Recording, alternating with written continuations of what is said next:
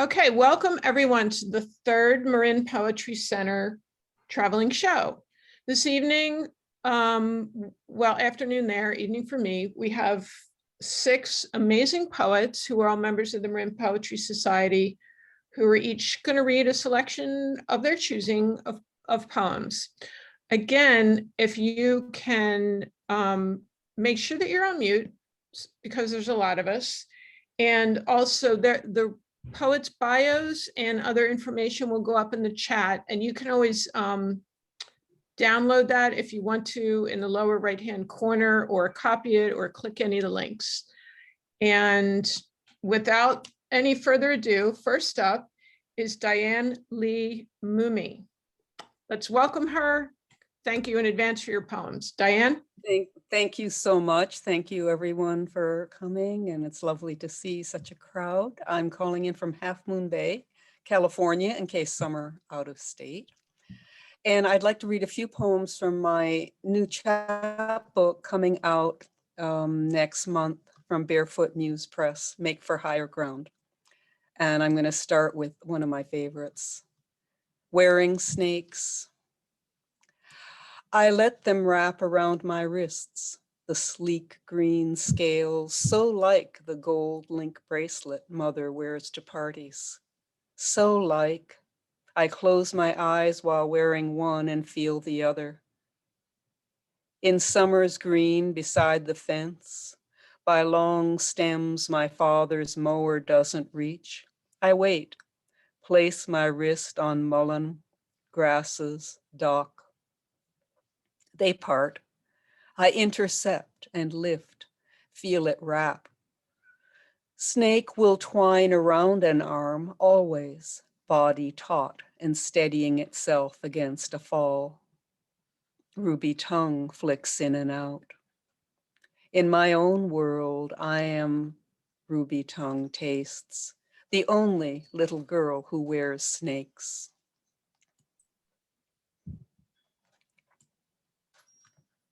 Purling. A lazy morning in the beds. Oysters lie awaiting drifting plankton, shells agape.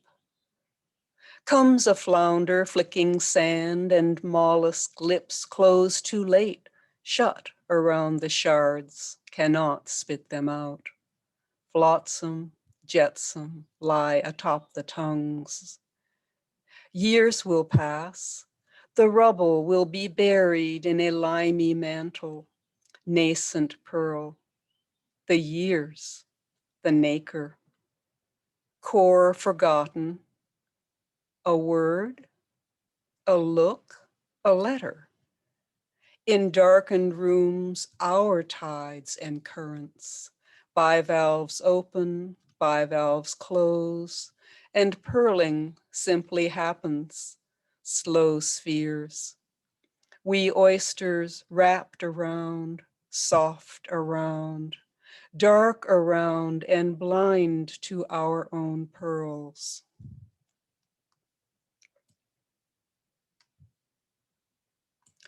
Heron, improbably on Main Street. A heron, blue, great, flew over her roof today in heron fashion, the first she'd seen to levitate above her carapace of asphalt shingles, gray. Where once Ohlone lived is pavement, is honking cars a glitter.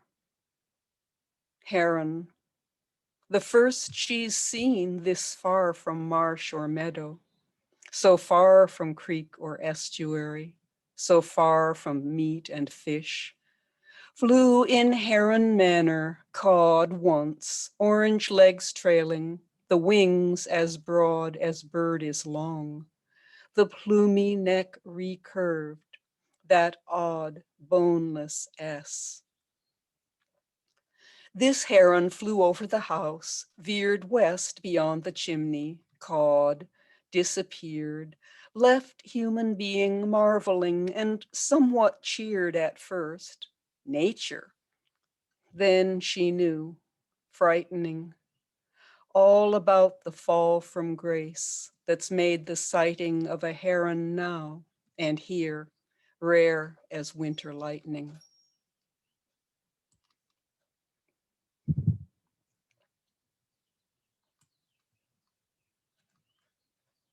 "40 days.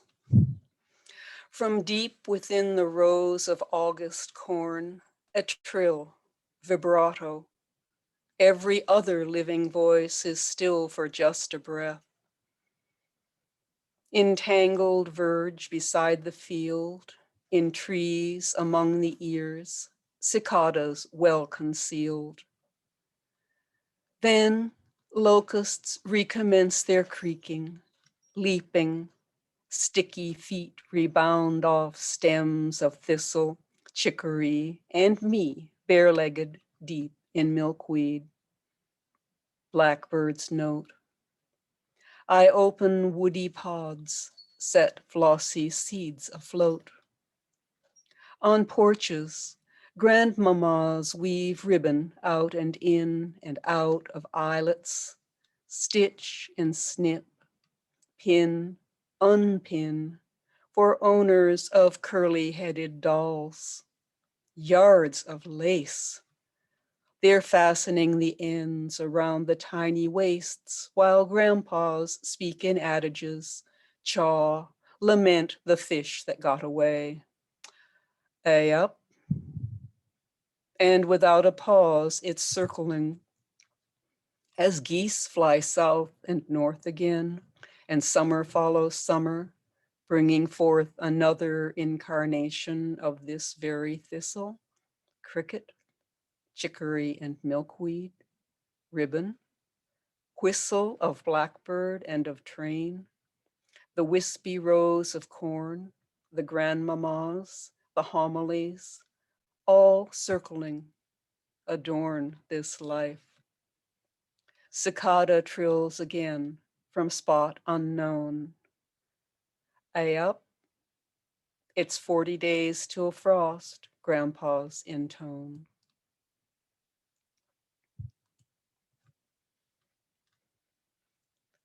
Standoff.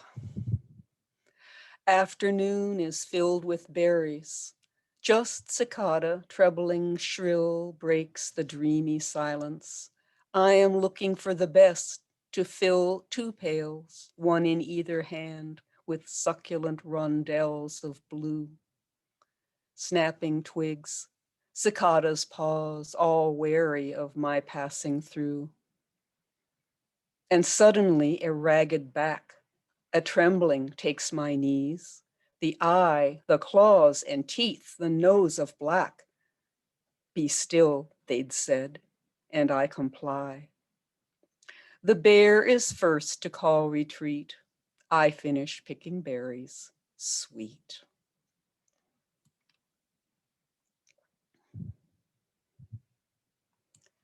And the last one I would like to dedicate to our work, our poetry, the work of words. Your villanelle assures the break of day, subdues green eyes beyond the fire's light. My sonnets hold the roofless dark at bay. The chanting drum, our dancing feet make tame the taloned wild. The ballad speeds the night. The villanelle assures the break of day.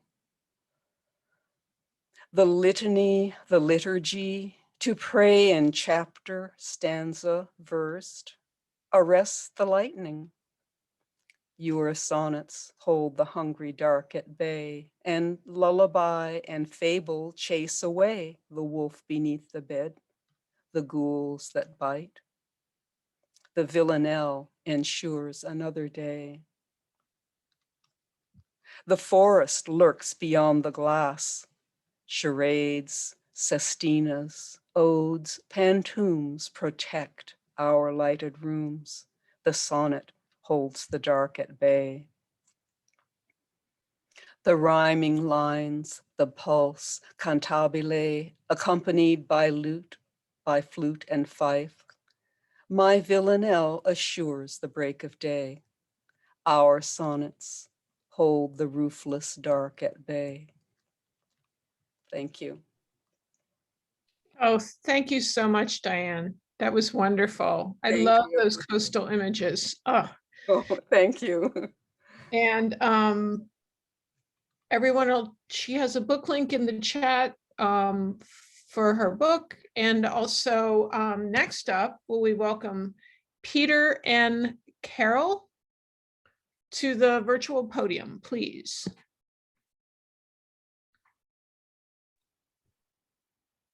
Hi, I'm unmuted, I think, Yep, you're good. and I'm Peter Carroll. I'm speaking to you from my home in Belmont, California, on the peninsula. And it's a pleasure to be part of the Marin traveling show these days. I'm going to read a few poems. Some come from my last book, which is called Something is Bound to Break. And some will be from a new book that will be out in a few months called Talking to Strangers. These poems are very vernacular. And I'll begin with Talking to Strangers. I like talking to strangers when I travel. They'll limit my curiosity to chit-chat. So yesterday on a plane to New York, I noticed a light-haired flight attendant whose Irish face reminded me of Caroline Kennedy. I asked in a friendly way if she was leaving home or heading home. She stammered for a moment, frowned, trying hard to reply. It occurred to me that Caroline K. might not be as happy as she looks in magazines either. After we landed, I squeezed into a rush hour subway. Everyone bulked with coats and backpacks, but a nice Caribbean woman swiveled around so I could reach a pole before the train jerked ahead.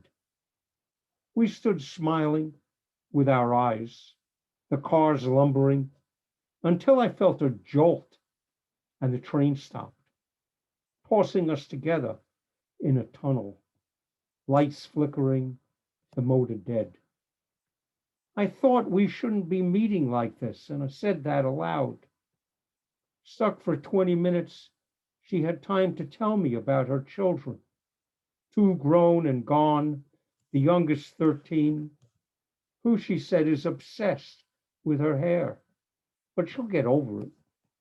Yes, I agreed, just as the man behind me spoke from a shadow, recommending the woman try a new conditioner he's using, prompting another voice in the dark to tout a hair salon, leading yet another passenger to Google its address. Free advice running rampant underground, we'd created a community. When the train finally reached the station, I straggled off, realizing no one had mentioned God's blessings, the creator of the universe, no doubt weary of heavenly shampoos. All this chatter left me wondering if Caroline K. had begun to color her hair. She's nobody's child anymore. Hey, Peter, can you check your camera? I think you knocked it. There you go. Perfect. Sorry. Thank you. Sure. This one is called Strangers on a Plane. Because the man in 5B, hearing the pilot announce our destination, raced through the front exit, I learned from his discarded newspaper the life and hard times of Howard Knott Smith, late of Carroll, Illinois, U.S. Marine Corps, veteran, Pacific Theater of Operations, member of Veterans of Foreign Wars and the First Baptist Church, worked hard, never married, Knott was an avid dancer. Surprising how much you can find out if you look, listen. I learned to talk to strangers when I was growing up and working in the United States Post Office, and call this poem a 90-day wonder. First day hauling mail, my pouch backed with letters, magazines, household bills. I follow Larry, my mentor, to a playground where he teaches me how to kill hours, watching mothers who wear halters and gold lame slacks. He explains that women are attracted to our uniforms, which I confirm whenever I knock, and a lady calls, "Wait a sec," peeks over the chain, then opening, shows her whatever's, and adds, "Oh, good, it's the mailman." I'm 19. This summer job, a windfall for cash, building muscles, enraging patrons by mangling their letters, and once a high school diploma, the girl's mother wailing, she might as well not graduate as get this crap in the mail.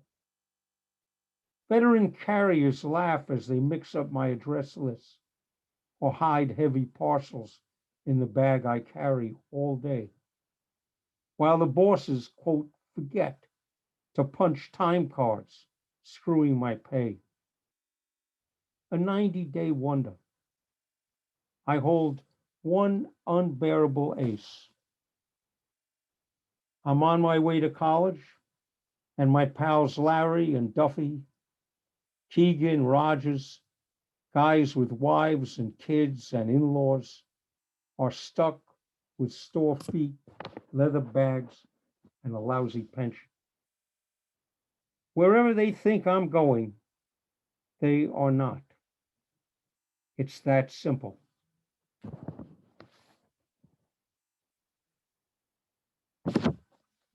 This poem that I'm going to read is called Comrades. And it came to me not only through observation, but a sudden awareness of how what we see can be flipped over exactly the opposite. It's an interesting experience to have, to be surprised by what you've discovered about yourself. Comrades. The old Chinese man, his smile ripe. He's eating a large Fuji apple. Or maybe it's the morning sunlight that swells his cheeks. Most days I pass him sitting on a bench in a vacant playground, staring at idle swings. After I say good morning, never before, he raises his left arm and gives me a quick salute. His happy teeth part, but no sound comes from his throat. Perhaps crossing borders, he's learned both charm and caution. He keeps full eye contact, indicating he has more to say, as I have more I'd like to say, but I've learned nothing about how to welcome someone who knows no English. When I return later, he's surrounded by cronies from the old country, women and men watching children. His hand flies up to greet me, palm open, as if to say, "Stop here, my friend." Lacking for words, I have become the outsider, mute as he. I raised my hand and continued on alone.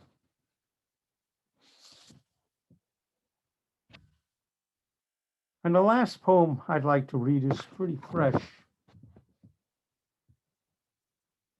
It's called Ed's Smoke Shop, which may still be in existence.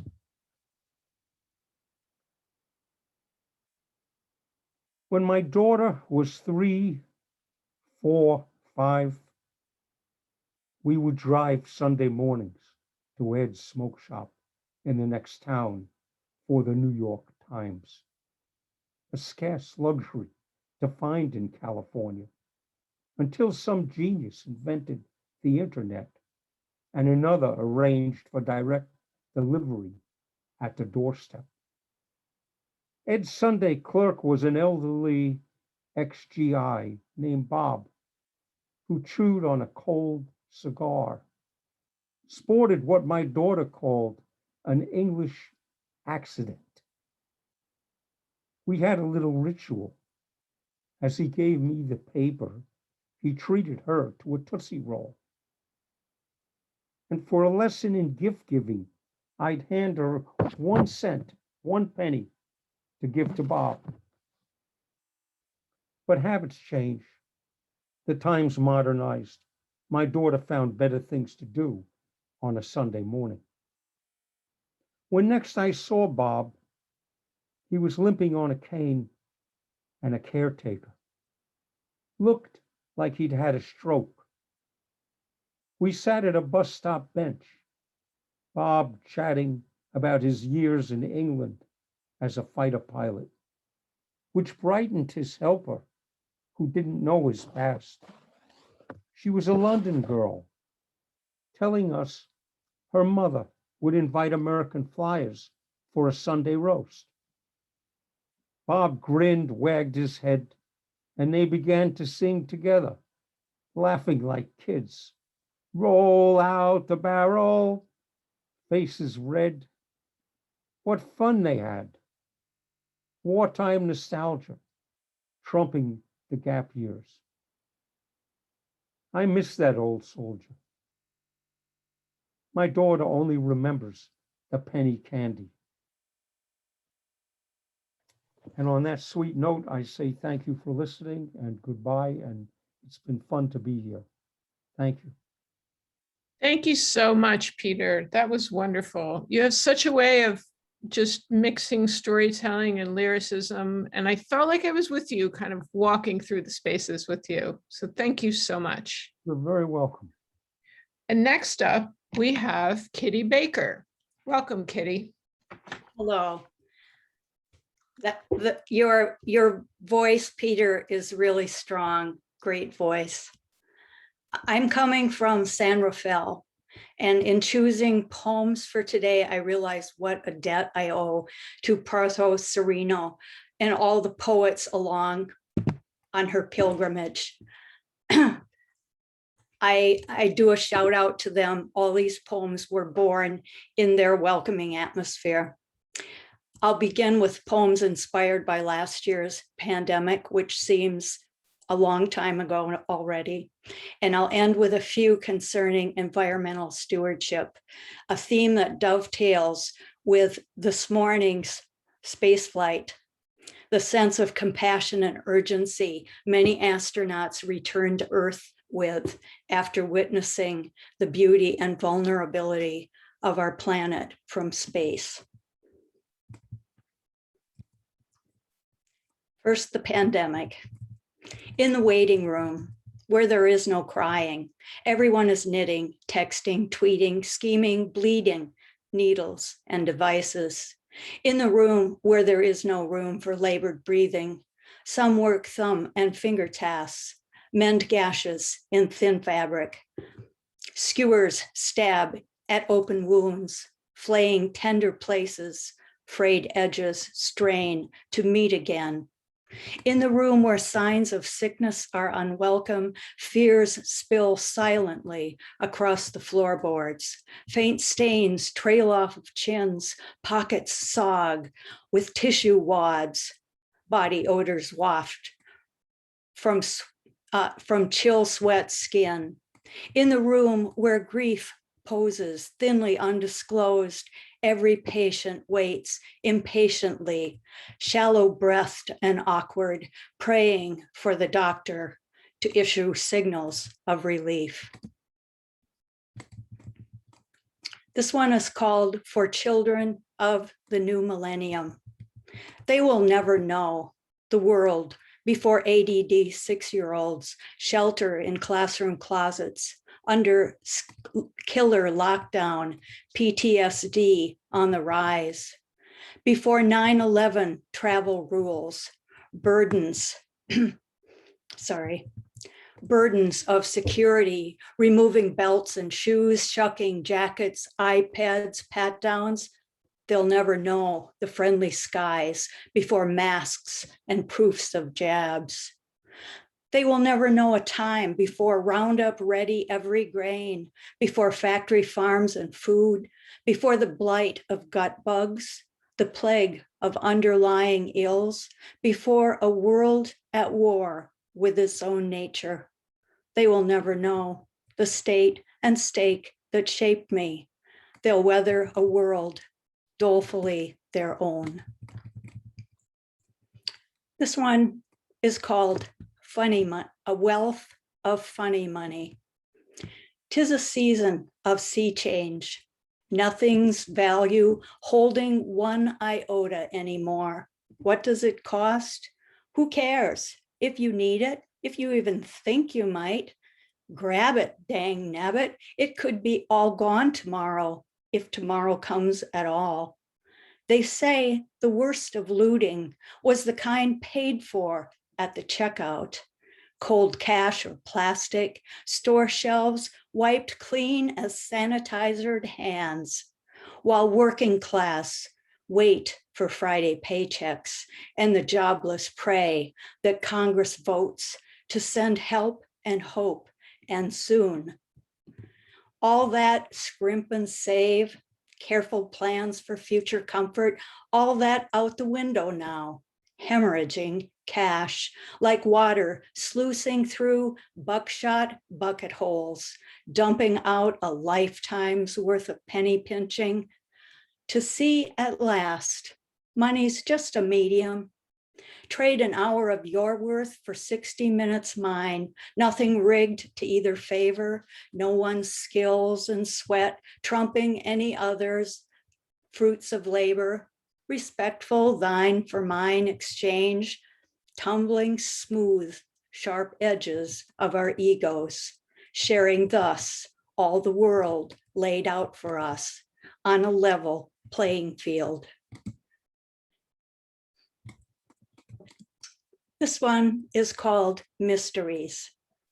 The world swirls, the seasons come and go, so much to learn from every turn, and yet the mysteries of what we'll never know this time around only grow. A morsel we absorb of our decades flipping stones, penicillin to end disease. But no, here comes HIV, MRSA, SARS, COVID, playing catch me if you can. A blossoming of drug concoctions, ingenuity and technology, but all for what? The next and next go round of what dis-ease we flush from nature's last reserves. Let the wild be, let the wild win for once. Let you and me remember, we are just another species to be added to the list. The can't do much about it list.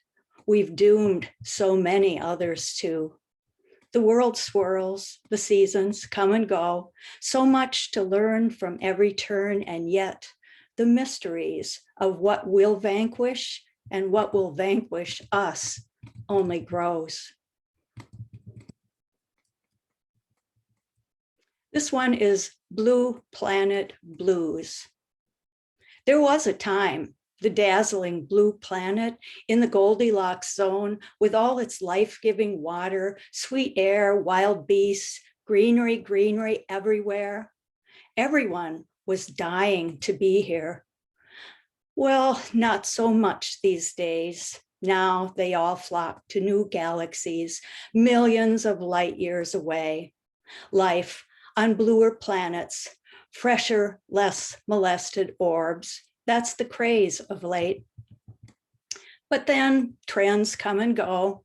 Nature famously revives, slow, but oh so steady, maybe 500 million years.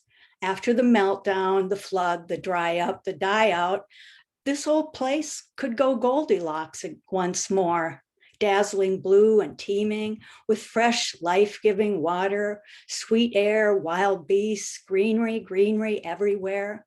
Surely they'll all be dying once again to be here. And a final one is inspired by a nonfiction I recently read by Dean Radin by the same title, Real Magic.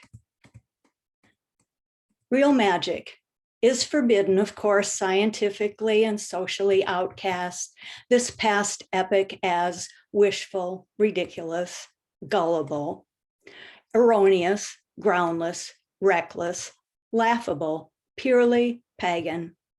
A fistful of chicken's feet tossed across dirt tells a bloody fortune. A pin stick in voodoo's paunch, a karmic gutting of an enemy. Tobacco sprinkled on a fire, a holy herald. Water in a copper cup, a font of healing. Idiocies are these, of course.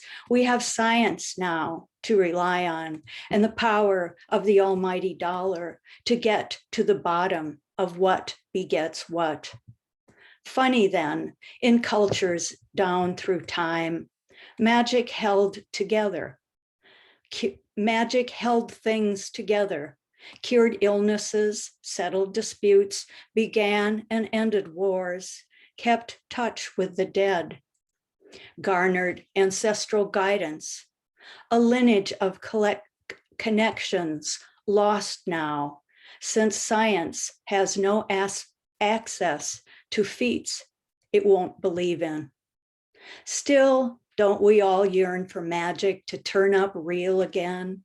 A sudden sense, a warm flood of devotion, a loved one in distress, a baby safely births. Knowings dangle in the ethers. No need to parse them to fit our sense of how bits and bytes get from here to there. No wires, strings, or signals. Just reverent receptivity stands as evidence enough. Thank you to the traveling show for this chance to read. And to all you who came, thank you. Thank you so much, Kitty. I always admire a writer who is writing from within the crisis, and you do it so well. And thanks again for these urgent and necessary poems. That was lovely. And next up, we have Susan Robinson on deck. Thank you. Let's all turn our attention to Susan. Hi, I'm talking to you from San Rafael. I also live in Bolinas, and so I'm in love with water. I'm going to read you 5 poems from a book that just came out called Complementary Colors. The first is the title poem, Complementary Colors. Each color astounds its opposite. A painter butts them up for resonance because no one thing resounds. One thing alone ferrets around for grits and ham, for some kind of angle to bank shots from.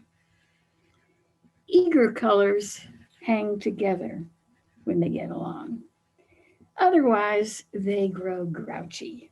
They squirm to jerk away as lurid aqua trim will, tacked to gray New England siding. But make an alehouse yellow wall. It will stare out mute until violet pulls up, then grin and wink inside the bar.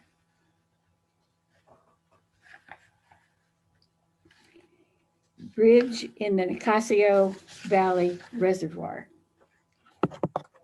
The bridge in the, I think you probably know where the Nicasio Valley Reservoir is. It's between Point Reyes and Petaluma. The bridge in the dry reservoir is a miniature, a detail in a super-sized diorama, its side rails guiding no one going anywhere. It is poised for an action movie, with convoys of marauders about to enter from the right.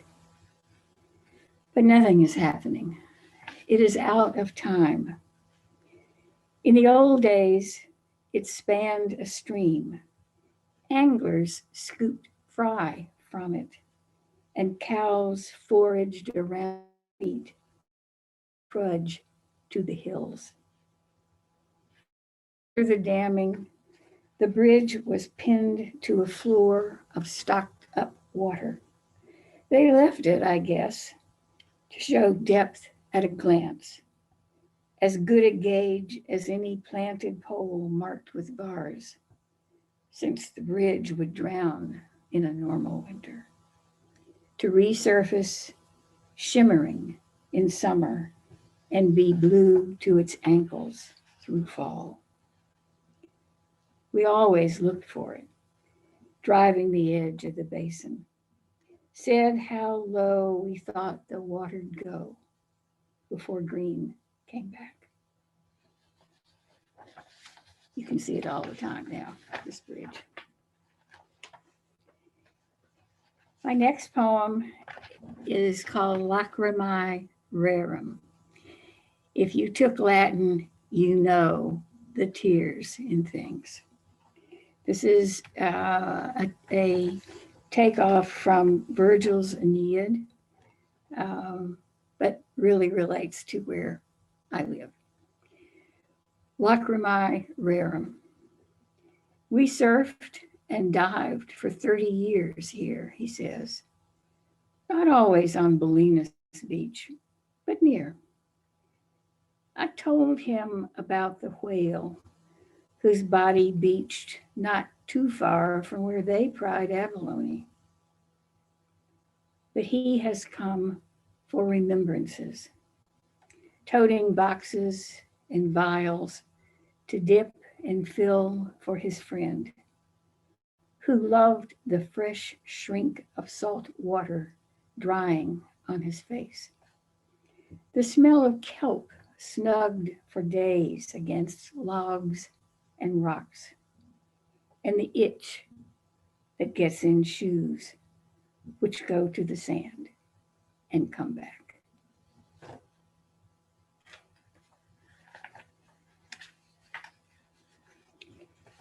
Illusionist. Does everybody know what an illusionist is? After he returned filched watches and sliced a lemon to find inside a dollar bill signed by a man he'd asked to the stage, the magician swallowed a packet of silver sewing needles singly. I don't know what he had to mend right then, or why he gulped so many to do it. He looked okay, smiling and joking. Maybe his heart needed patches for little rents that come from slights, or the sight of a yawn in row 5.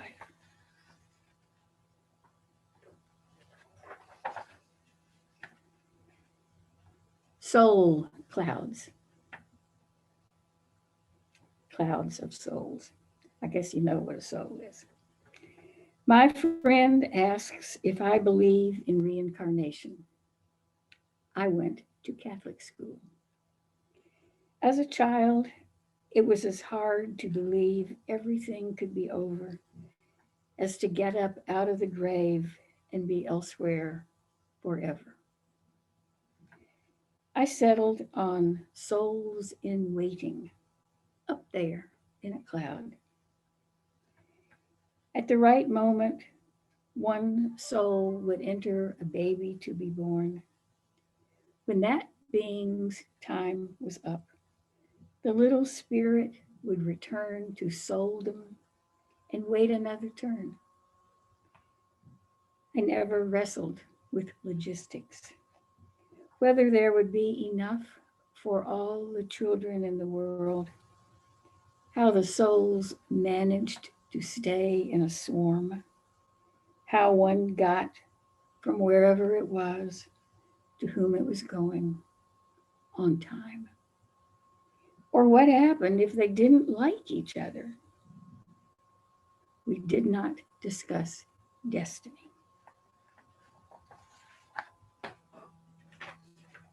Thank you. Oh, thank you so much, Susan. Those were lovely. I loved so many of your poems. They're so rooted in place and, you know, evokes this place that we love so much. And that last poem was just lovely. And so thanks for reading for us today. And next up, we have Suzanne West. If you all welcome her. Step on up, Suzanne. Okie doke. Thank you. I'm in San Rafael. All of the poems except for this first one are from my first collection called Subterranean Light, which will be coming out in October. Look for the one. Look for the one with bird's nests in her hair. 3 scars she's proud of, uneven teeth, purple ink stains on her hands. The one who will take you down to the basement, show you the hiding places where she played with ghosts, show you the dollhouse she wished she lived in, tell you why she thinks she left it behind, ask you if you think she is strange, who wants to talk about rescue dogs, the haunted eyes of the winter homeless, and how one look of love without fear and one $20 bill can warm like the sun.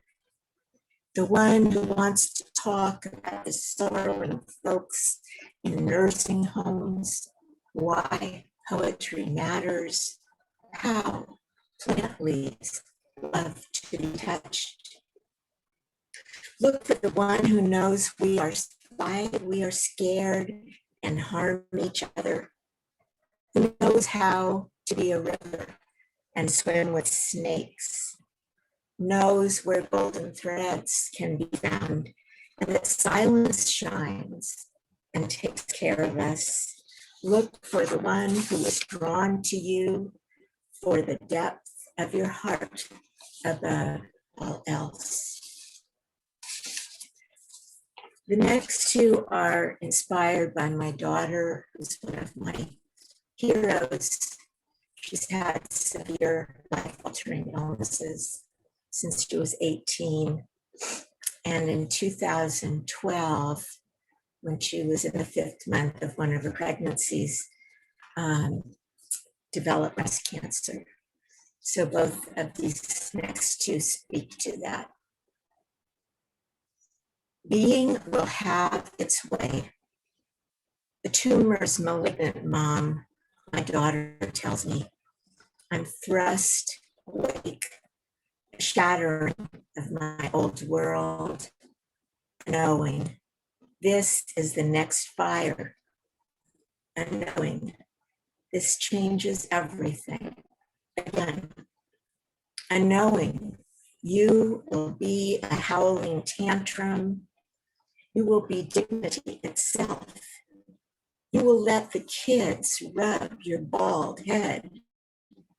You will bejewel yourself with scarves.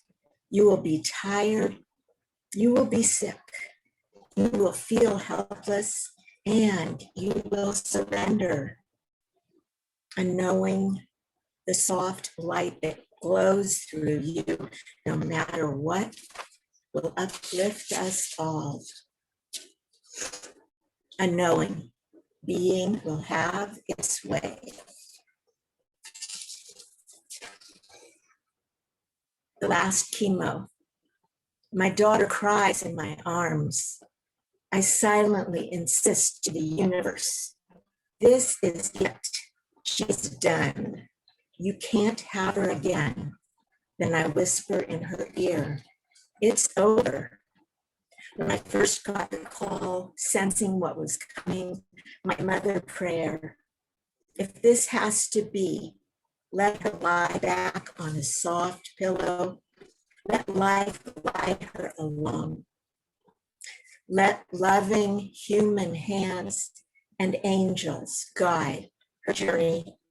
Let me remember she belongs to the universe. She is life's child, not mine. Your devoted friends take the perfect selfies, hugs, offerings, tips for growing your hair back.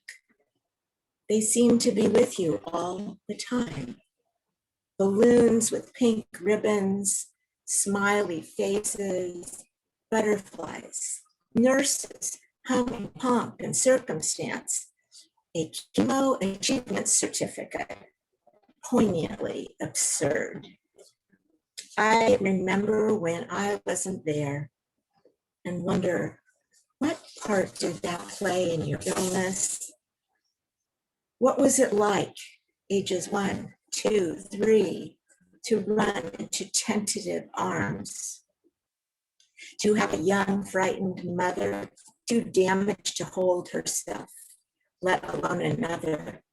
How scarred were you? How deeply lonely? Yes, I've become the mother I could not be, and that is good. But sometimes these questions burn in my heart. I wrote this next one in 2017, about a year after the 2016 election. Contemplations. In these troubled times, are we closer to the roots? Do we sense a shattering of the old as vaults of dark secrets are being cracked open? Are we some relieved that stabs are being ripped off and wounds can be seen and breathe at last? Do we feel our buried grief and the unspoken laments of our ancestors as we let in the heartbreak of our abandoned sisters and brothers who we've cast out for centuries? Is the inhumanity firing us up to love more? Can we show our tails now? Come out of hiding? Get real, be whole. And what about the earth? Can we see what we have destroyed and cry for her, help her? Are we able to see our oneness and commit to foster healing? Are we now inspired to gather in the streets, at altars, in temples, at the sea, and become humble before the divine?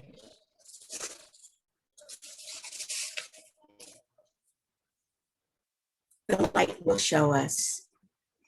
In spite of us, light will continue to bless and shine into every opening and to asphalt, metal, and steel. Light will blanket tight fists, stiff bodies, all the jagged edges. Light will show us who we are. May we remember and remember and remember this. Last poem is very short, one sentence poem entitled Prayer. May we share every wisp of grace that finds us. Thank you. Thank you, Suzanne. Those were wonderful. I particularly loved the poem on parenting a child through chemo. That was so lovely. And, you know, such a testament to being able to find beauty where we need to. For all of them, very much appreciated. So thank you. Thank you. Next up, we have Dave Holt. Welcome, Dave.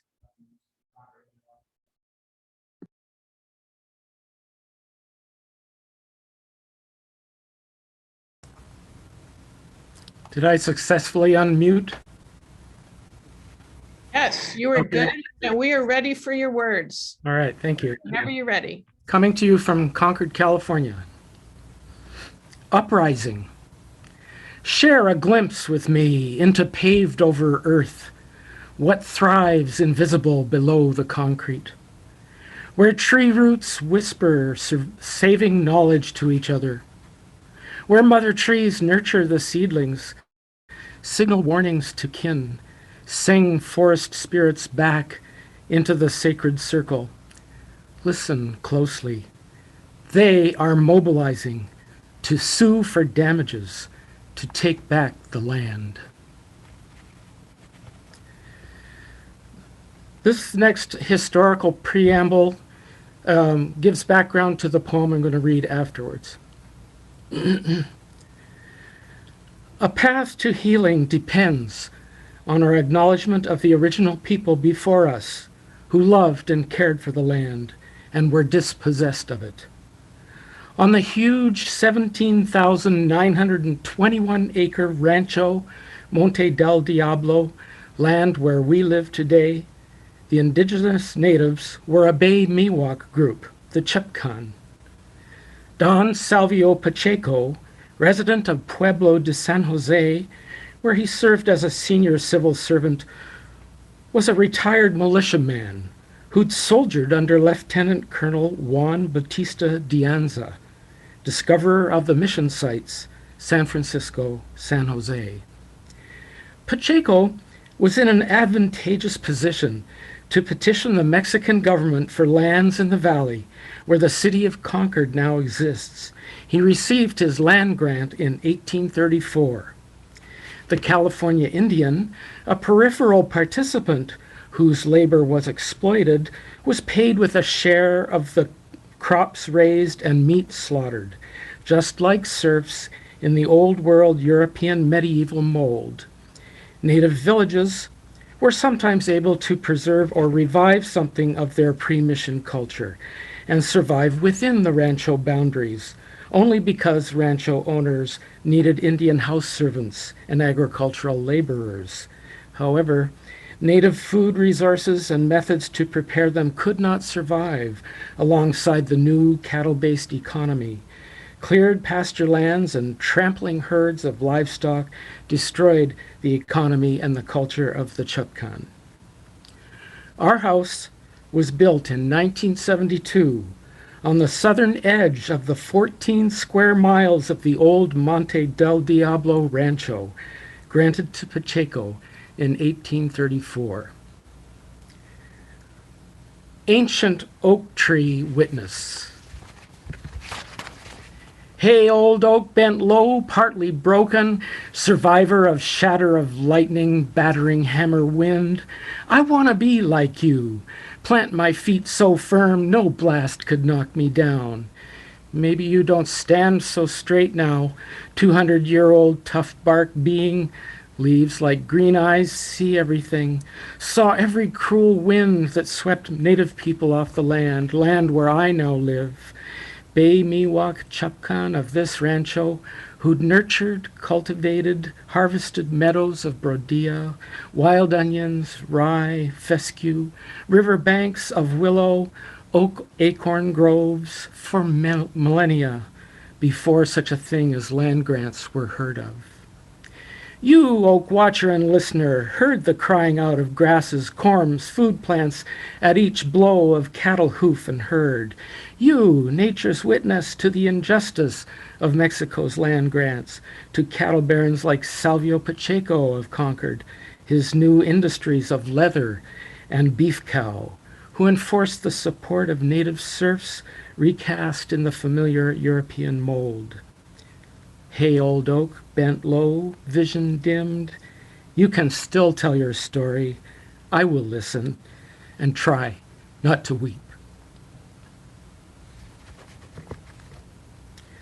This is about a little valley town out the other side of Mount Diablo.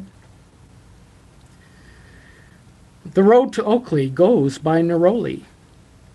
When I'm down and depressed, I soothe my soul by looking for something outside myself, something to love. I love that promising rain cloud over Antioch, the wild dance of giant sycamore leaves, the thinnest of new moons on the horizon. I love sunsets that soak up the land's palette of color, dusty straw, oat grass, brown, sandy soil, peach yellow, carnation pink from orchards of fruit, purple plum sky of dusk over grapevines. I love country roads at twilight, Byron to Bethany, a wooden California tank house on a farm for sale, empty fields once flourishing, famous Brentwood corn. Now a museum. Old machinery by the roadside, disc harrow, cultivator, grain drill, beat-up boat trailer, abandoned Gran Torino sinks slowly into cactus weeds. I love the someone who wants to display their historic artifacts.